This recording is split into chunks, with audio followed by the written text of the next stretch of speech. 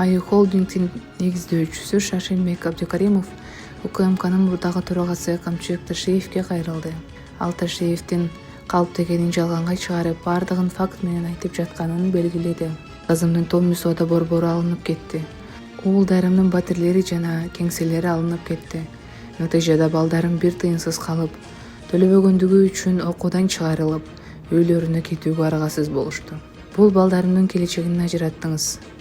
Элибизде айтылып жүргөн макалда бузулбай сакталып турган көп нерселер бар. Балдар аталарын каталары үчүн азап чекпеши керек. Апалар балдарын каталары үчүн жооп бербеши керек. Анда эмне үчүн менин үй бүлөм жана апамдын элеси мен үчүн азап чегишти? Эмне үчүн күнөөсүздөр күнөөлүү болуп жазаланып жатышат? Бүгүн балдарым мага сүйлөбөйт. Анткени мен алардын окуу акысын төлөй албай калдым. Ата катары мен үчүн бул эң кыйын жана өтө оор нерсе. Булар калп эмес, булар менин бүгүнкү жашоом. Эгерде менин сөздөрүмө кандайдыр бир так эместиктер болсо, баары ачык жана мыйзамга ылайык иликтенсин.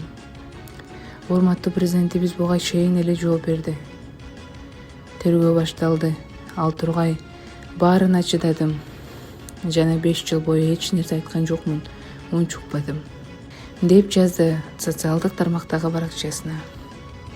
Эске салсак, 28 мартта Шаршенбек Абдикаримов президент Садыр Жапаровго кайрылуу жасап, мамлекетке өткөрүлгөн айтылган 2 ири соода борбору АИ Украин Комфорт жана Томми Молл боюнча кеп кылган.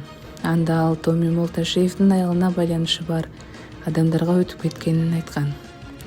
Анын билдирүүсүнө Камчыбек Ташиевдин уулу Таймураз жооп кылып, маалыматты карандай калп деп атаган. Белгилей кетсек, Шаршенбек Абдикаримов 2023 жылы 8 сентябрында сыртынан камакка алынган.